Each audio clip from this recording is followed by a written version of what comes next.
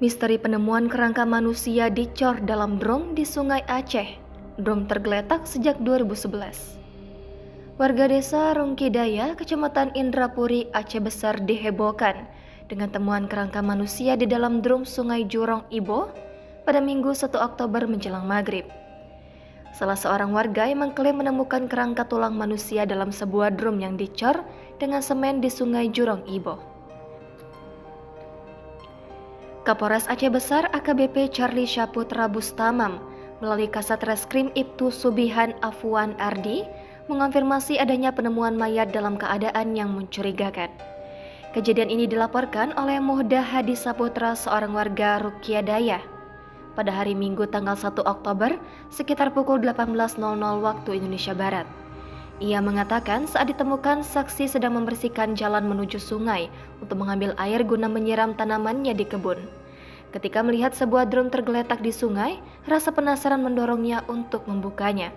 Hasilnya, ia menemukan sejumlah tulang yang diduga kuat merupakan kerangka manusia. Kemudian melaporkan temuan tersebut ke Babin Kantipnas Polsek Indrapuri, kata Subihan pada Senin 2 Oktober kemarin.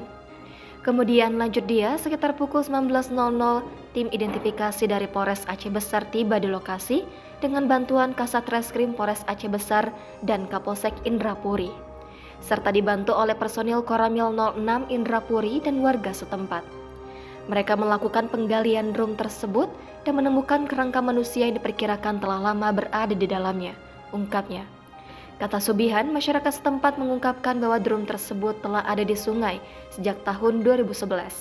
Dari petunjuk yang ditemukan, terlihat adanya baju kaos berwarna kuning dengan tulisan angka 13 dan celana bahan kain.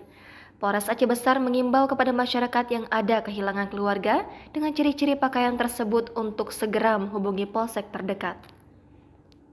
Download Tribun X sekarang, menghadirkan lokal menjadi Indonesia.